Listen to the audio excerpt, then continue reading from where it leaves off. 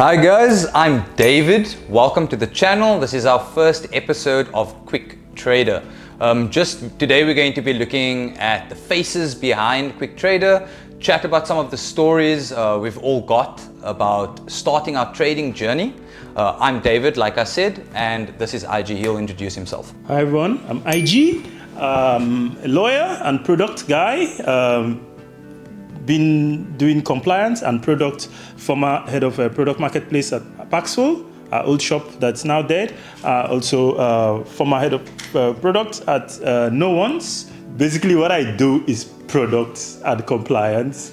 I'm a builder. We look at the problems in the marketplace, the spaces in the marketplace, and we try to build products that work for people and not just products that work for the owners. So at Paxful and at No One's, what we've always done, what I've done and spent most of my life and career doing is working at that intersection where law comes in and product comes in. And product is literally everything, everything you see in life, in the world is a product. From the toothbrush you use when you wake up in the morning to the bed you sleep is a product. And then at the end of the day, it's just what those products supposed to do in any sector. That's what I try to answer in crypto, which is to just build products that work for people, products that get you achieving your results. And that's why I'm sitting here talking to traders, because I enjoy talking to traders, people who use crypto products, trade with it, build your life and your business on it. And yeah, so looking forward to the pod. Guys, Marcelo. Been in the P2P crypto trading space for about 4 months now, moving on to my 5th month. David here was actually my mentor, taught me the foundations, and the student has become the master, guys. That's a stitch. No, it's David not a comes to stitch. me for a lot of information, but yeah, I love learning as much as I possibly can, and I like to push things to the extreme, and that's how I was able to see the extreme results that I saw in the short period of time that I saw. It was like about 2 months or so, in which I made like 200K. It's crazy. Just like changed my life in the span of 2 months. I started with like a 5K.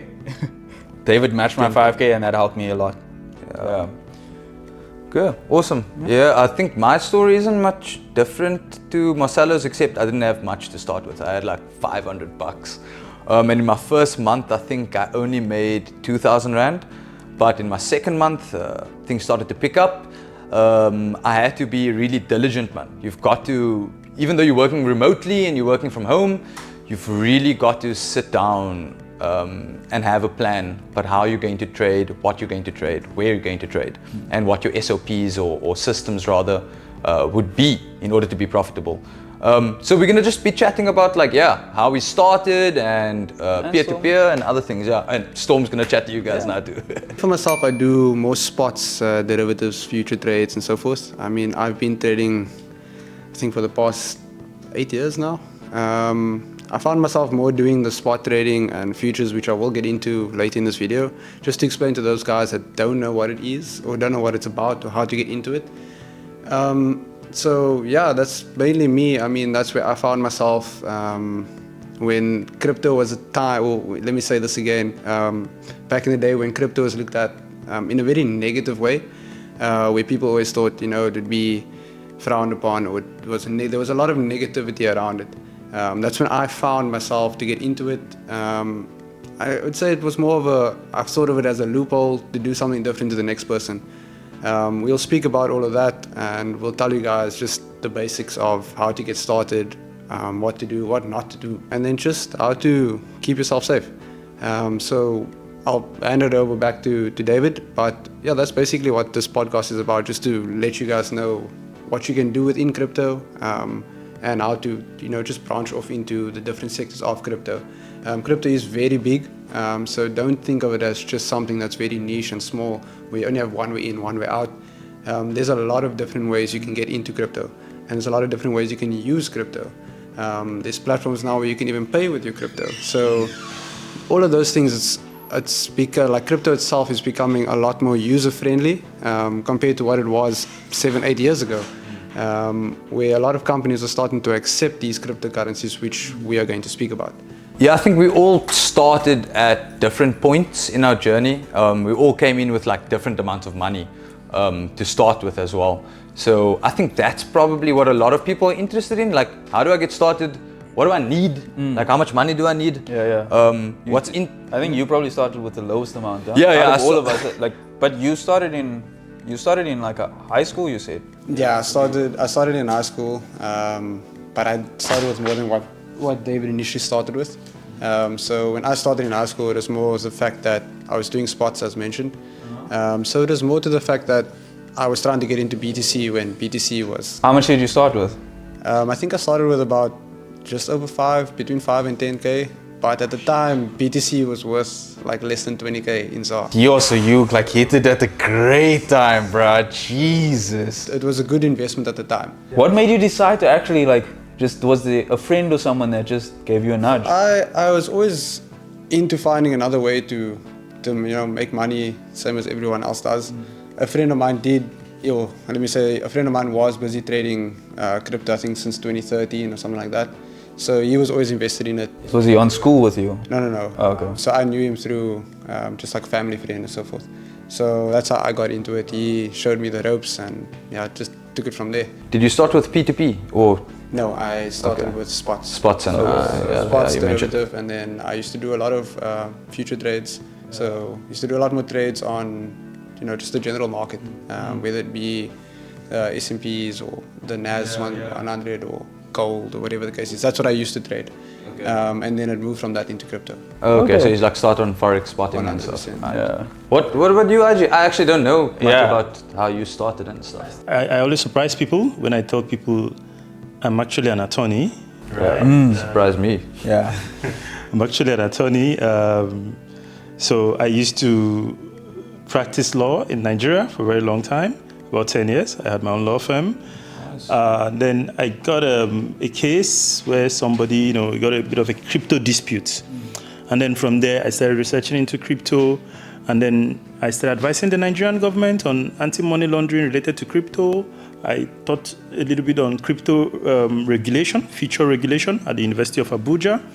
And I've always, before I became a lawyer, I've always been to tech. I've always been, I paid my way through law school, developing websites and building those things before websites were actually pretty cool.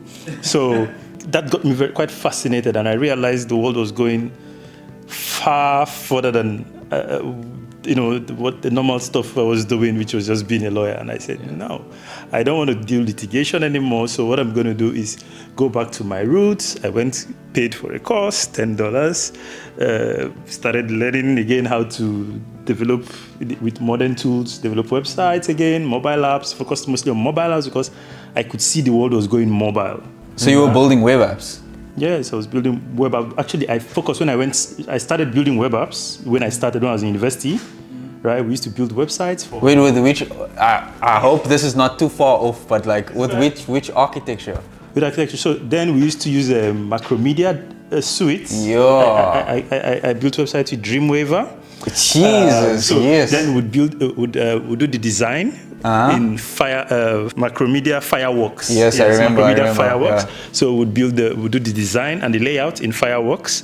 Then we export it to Dreamweaver, cut it up, remove all the heavy parts, and then we publish it with Dreamweaver. So it was Macromedia suite. And now, what's the tech stack looking like? Now the tech stack is like much easier, nicer.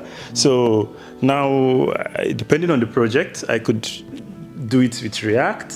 I could do it with Angular, Flutter. Oh, so just front end, no back end. No, I do back end, of course. Oh, okay, So okay. I do Solidity when I'm doing crypto-related engineering. Do Solidity for crypto-related engineering. Then back end, there's better tools these days. So back then it used to be PHP. Yes. Right? So do almost everything. And by the way, 90% of the world webs was PHP. Till today, it's still PHP. Yeah, I get that. Yeah. 90%. Most stuff is built on PHP, right? Yeah. So Then, but it used to be harder, right? You had to do a little bit, you got to go closer to the machine. These days, you abstract it, you have platform as a services to help us with backend stuff. So you have Firebase, Supabase, everything is all SQL and JavaScript frameworks. So it's far more easier. And that took me closer. The more I realized like the tools were better. So the problem was not so much the tools anymore, it was now the product.